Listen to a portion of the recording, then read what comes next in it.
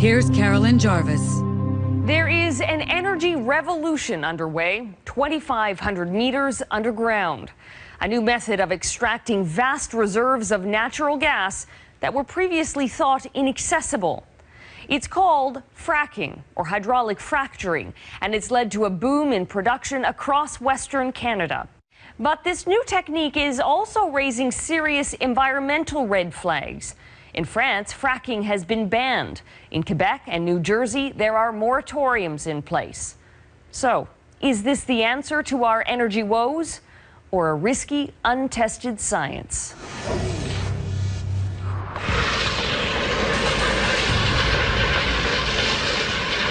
Without much fanfare, British Columbia earned a distinction last year few ever learned of. Home to the largest natural gas extraction effort in the world. It's an operation that, like so many others, uses a new method of extraction called fracking. The technique is being heralded as a game changer, but tied to its incredible potential is a growing debate about its environmental impacts. Fracking has been blamed for air pollution, small earthquakes, and contaminated groundwater. Jessica Ernst claims fracking made her water undrinkable. So laden with natural gas, she says, she can light it on fire with a match.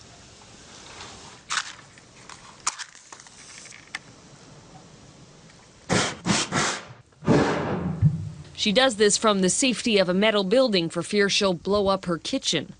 Well, it's not just flammable, it's highly explosive. There's high levels of methane in it, some ethane, and who knows what else. It was about 10 years ago that a natural gas company dug beneath Jessica's acreage in Rosebud, Alberta, and started fracking.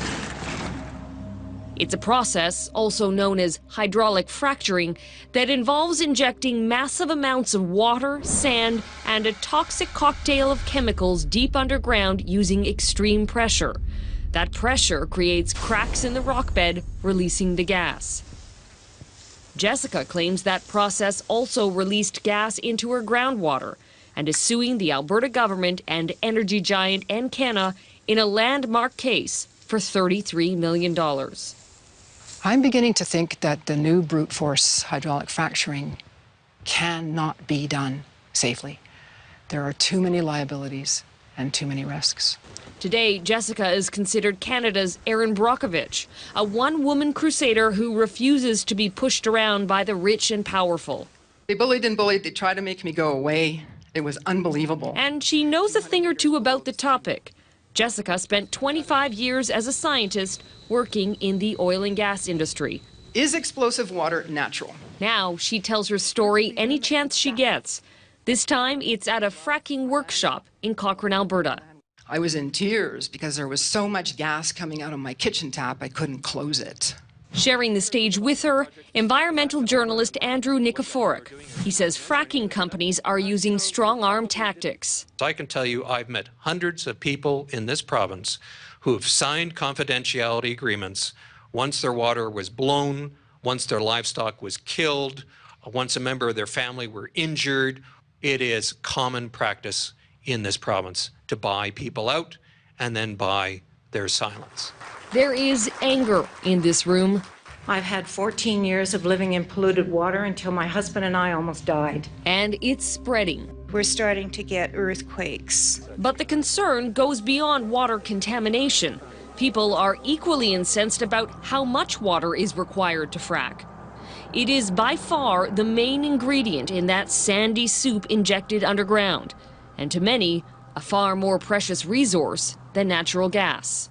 We need to be much more careful in how we use our natural resources. BC MLA Bob Simpson wants the environmental impact of fracking figured out before the government hands out long-term water licenses to gas companies. Simpson brought us here to Beaver Lake near Victoria to make his point. It represents about 1 billion liters of fresh water.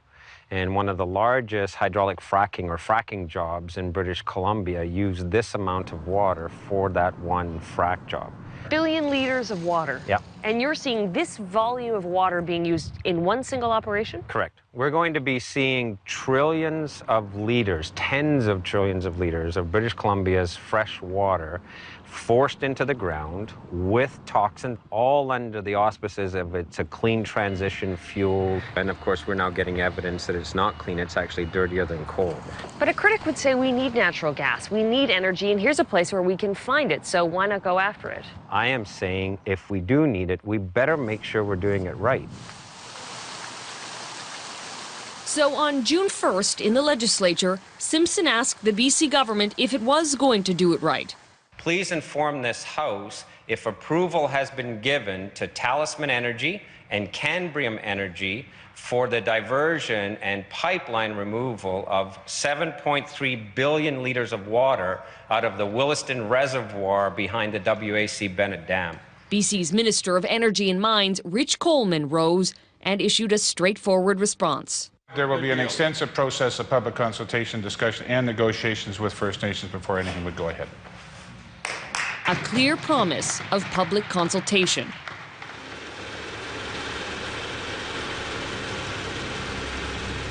But just 2 months later, the BC government granted Talisman a 23-year water license to extract 10 million liters of water from the Williston Lake Reservoir every day, without any public consultation.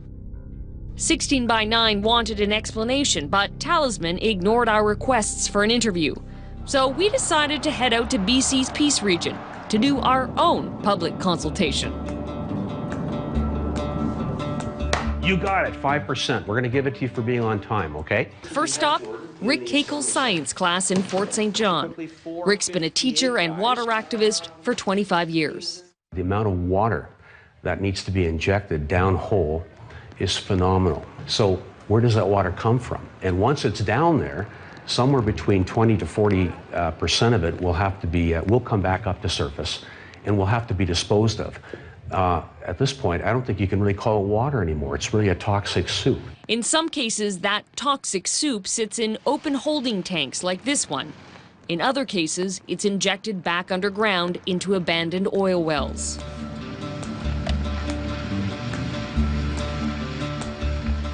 Hello. Hi. You must be Caroline. Next, we visited local councillor Terry Webster at a ranch near Hudson Hope. Terry has a ringside seat to Talisman's growing natural gas operation. Her 1,000-acre ranch is being torn up by Talisman's water pipeline. She was paid $60,000 for the land use, but says she didn't have any choice. This goes on for kilometers and kilometers. Yeah, so basically this is 37 miles long, this pipeline. By next year, we will have 5 pipelines on our land. Although we can use the surface, we're not allowed to build anything on it. We can't have a dugout, we can't have a corral, we can't have a building. So the more pipelines you have, the more you're going to be restricted. So eventually, you can't use your land for farming. For Terry as well, it's the incredible amount of water being used to extract the gas that's so alarming. Should you be taking that water out of the ecosystem? And secondly, when it's contaminated, where is it going to? Do you feel in the dark? Yep. Yeah, I do. Yeah. Frustrated? Threatened. And this is just the beginning. There are a dozen international companies here in a race for natural gas deposits. Talisman alone plans to build 1,400 wells in the region, wells that will be fracked repeatedly. It's Carolyn Jarvis calling. We tried a few more times to reach Talisman, but still nothing. I'm sure you can appreciate we feel after a month's time now that we're getting a bit of the runaround here. So on the final stop on our northern road trip, we dropped by Talisman's office in Fort St. John. Hi. I'm here with Global 16 by 9. We're looking for somebody to speak with. We don't currently have a spokesperson in the office. I'm standing in for my boss right now, and we'd be happy to grant an interview in Calgary. But 2 days after agreeing to an interview, Talisman backed out. The company wouldn't talk to us about fracking and its water use, but the man whose ministry handed out those water licenses, Rich Coleman, did.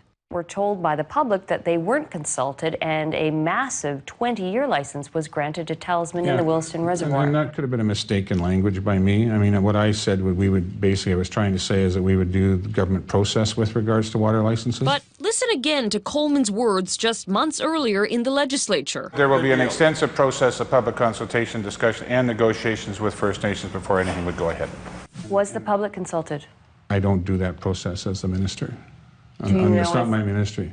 It's not your ministry? No, no. So you promised the public consultation, but it didn't fall within It was in a debate where I said we would follow the rules. We would do what is ever required with the public with regards to removal of water. And that process, possibly as my language, misunderstood what the process was, that's all. So this promise, there will be an extensive process of public consultation, it seems, was just a misunderstanding. It all leaves Terry Webster wondering. Fresh water is the resource of the 21st century. It's more important than oil or gas or anything. And so for us to take that volume of water, contaminate it, and get rid of it is foolish. Next, what is the government doing to make sure this is safe?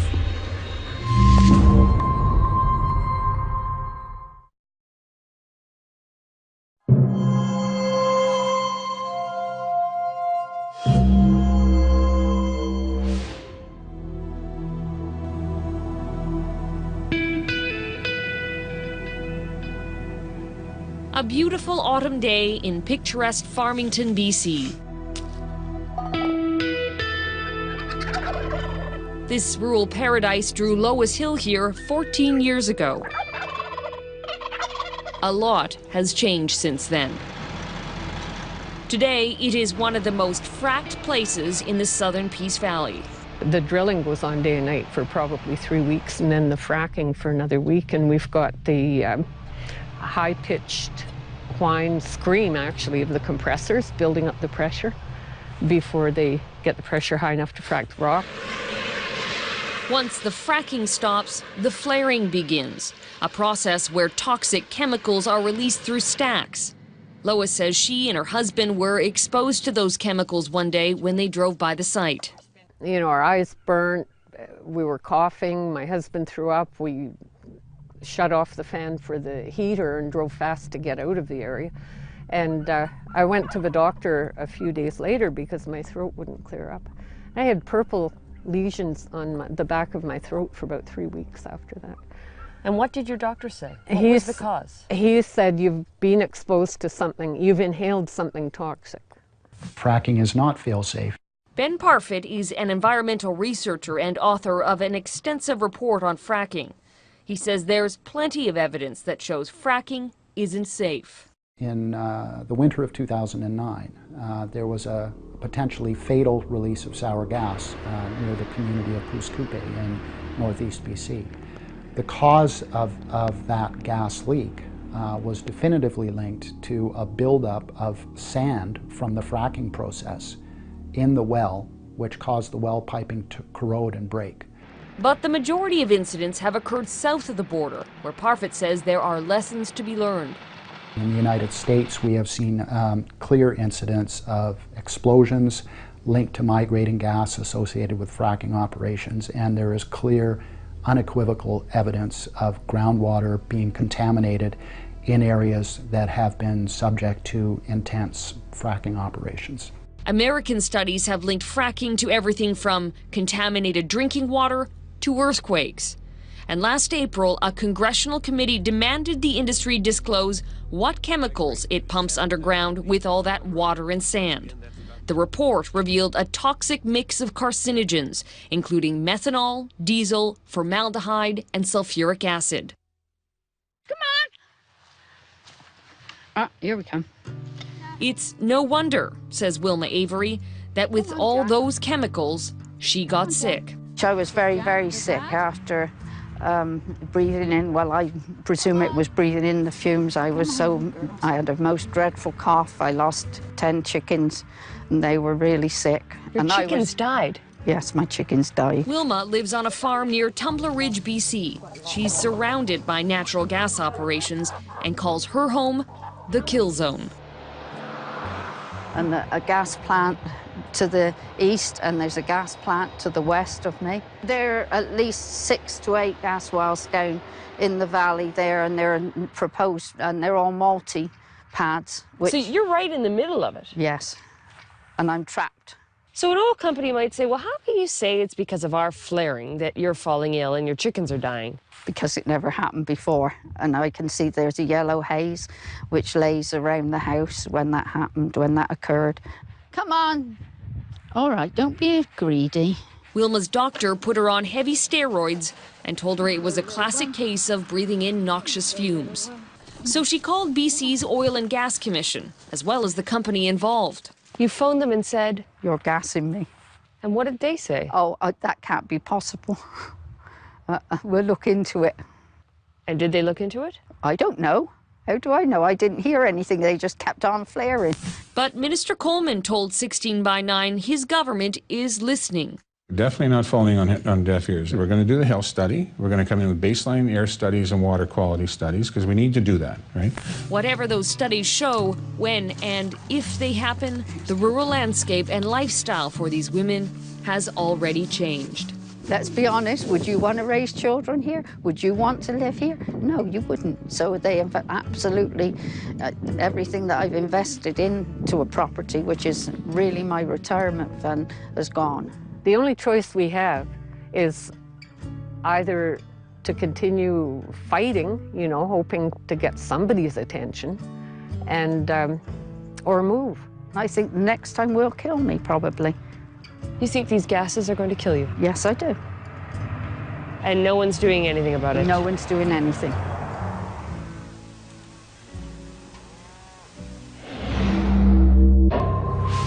Next, the near-deadly risk. It's a living hell, it definitely is. Of being diagnosed with the wrong disease.